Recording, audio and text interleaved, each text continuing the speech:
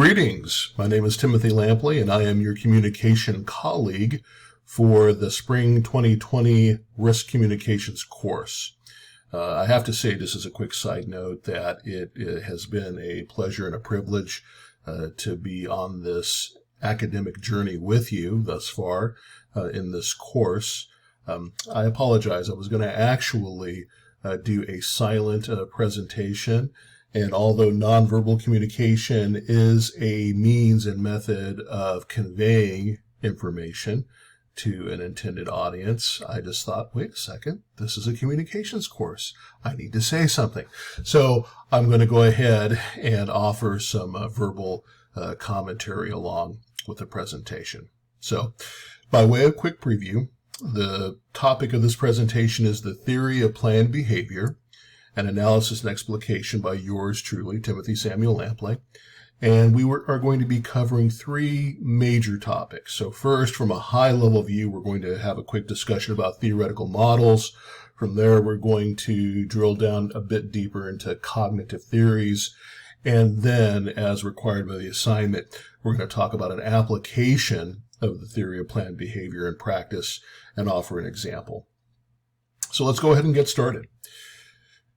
Talking about theoretical models, we'll see that the properties of theoretical models are very useful in planning, implementation, and evaluation of a given campaign or project.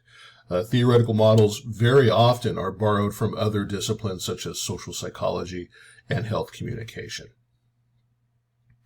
So in our book, in our textbook, we have reviewed two basic genres of theoretical models. However, the scope of this presentation will limit the genre to cognitive theory. So we'll go ahead and start talking about those. So the premise of cognitive theories is that a certain set of perceptions or beliefs will predict a behavior. Okay, and so of the two types of cognitive theories that were discussed within our textbook, and as limited by the assigned topic of this presentation, we're going to talk about the theory of planned behavior. And we'll go ahead and we'll drill down further, and we'll see in summary, the closest determinant of behavior is the intention to perform that behavior. And the intention to perform that behavior is governed, if you will, by three factors: behavior attitude, subjective norms, and perceived behavioral control. We'll go ahead and get started for talking about the properties of behavior attitude. So here, the properties of attitude behavior, would be where a given person considers the pros and cons of a particular decision, as well as the risks and rewards of the behavior. Okay, so the second factor of the intention of behavior is subjective norms. So in summary here, the properties of subjective norms are when people are influenced by social pressure from significant others. For an example, a fiancé, or a wife, or a husband, perhaps a pastor, a minister, someone of that type and of that close relation to the person. Okay, and then of course the last factor of intention would be perceived behavioral control. And a quick general definition of PBC would be the confidence that a person has to actually execute the behavior. So these three factors of intention govern whether a person is likely to perform a behavior or not. So let's go ahead and take a look at a practical application and example. I took the liberty of using my critical assignment and the health campaign that I had defined for that assignment. So before we get to that, though, we'll actually talk about some use cases for the theory of practical behavior. So the theory is very good for the following properties or the following use cases, if you will. One, prediction of behavior outcome. The theory is very good for being able to predict a likely outcome based upon the previous factors that we talked about. It's also good for forecasting the outcome of a campaign. Okay, so the theory can be used in an evaluative manner to prognosticate, if you will, or forecast the likely outcome of the campaign. Of course, there are other caveats that are involved within that, and certainly research would need to be done, data would need to be gathered, and that data would need to be coded, and excuse me, I'm running low on caffeine. The data would need to be analyzed, and then some conclusion drawn from it, okay, for that forecast. Also, reviewing caveats that influence decisions. So, as we very well know, decisions are not always black and white. There are always various caveats within our decision-making process that can sway our decisions toward the affirmative or the negative, or in some way keep us in indecision, if you will. They keep us betwixt and between for various reasons, which actually happens to be the subject of my health campaign example, which we'll get to very shortly. Another use case in which TBP is very effective would be understanding thought pathways in process evaluations for developing programs. I'll say that again. Understanding thought pathways in process evaluations for developing programs. So what does that exactly mean? Well, we can unpack that a little bit. So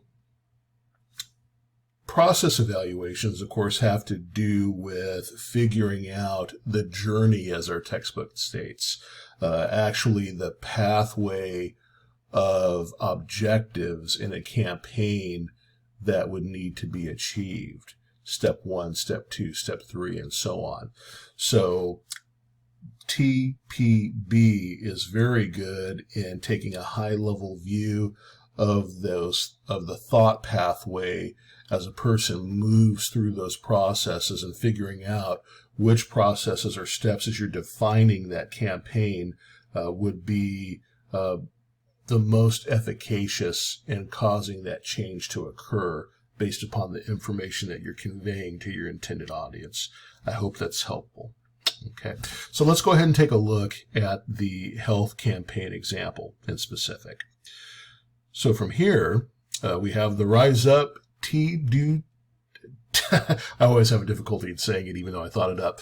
Rise Up T2D health campaign. Okay, T2D stands for type 2 diabetes, and rising up, it has to do with helping people of this particular demographic or target audience. So the target audience for this campaign demographic would be people that have been diagnosed with type 2 diabetes and have done little to nothing to manage the condition. And that could be for various reasons. One, it could be because of just the flood of information that is available. People maybe not necessarily having the means to discern or to sift through or to process that information or even to comprehend it. There are so many different terms and concepts that are involved within type 2 diabetes that remain very foreign to a person that may have the condition. So there is a disconnect between the information, being able to understand that information, and yet being able to apply that information in a practical, effective manner. Okay, and this campaign is suited for those people and to help nurture them and to cultivate within them a confidence that they can actually learn the information that they need, that they can understand their condition, they can understand the symptoms and why they're having those symptoms, and they can apply strategies little by little to start to take control of their health destiny instead of feeling overwhelmed by their condition or their perceptions and looking at diabetes as a type of fate. So we're transforming in this campaign people's perceptions of health fate to health destiny through being able to actually control and manage their blood sugar levels. So we have people that have been diagnosed with type 2 diabetes, but have done little to nothing to manage that condition for some of the reasons that we mentioned. So evaluation strategies, let's talk about that. So we can use TBH in the planning and process evaluation. Okay, steps. So one, implement qualitative research methods to understand the mindset of the target demographic and to, most importantly, identify barriers to diabetes management. So we want to use that information, qualitative research. For an example, we could be talking about surveys, we could be talking about focus groups, we could be talking about informal or formal interviews, depending on how you want to arrange the questions. And we can start to get a picture of what people are thinking and what this particular demographic is thinking. We can start to identify those barriers that they perceive and that they have. And then we can start to use TBH to define positive-based tactics and strategies. The three main things that we would want to do in defining those positive-based tactics would be to influence their attitude to a more positive level or scale. We'd want to gather support from significant others, and then we would want to increase the perception of behavioral control.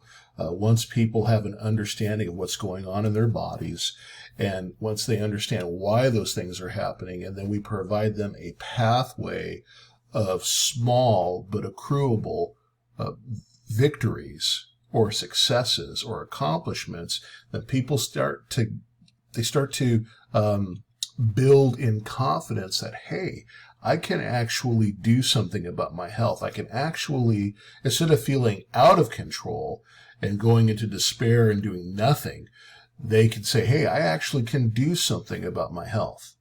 And within that, we can build and foster the ability for people to take control of their diabetes management and enjoy a better quality of life. Okay, so I hope that this was certainly helpful to you. Of course, if you have any questions, well, we won't be around to answer them, but thank you for watching. And of course, here are some of the resources that I used to construct this video. Once again, thank you. What a super pleasure it was to be able to take this course with you and to learn with you and from you, and to agree and disagree and have some debate and just have some robust discussion. So I look forward to continuing to build relationships with you past our time together as academic colleagues, and perhaps we can do that in the realm of a professional career. Thank you much and have a great one. Lord bless you.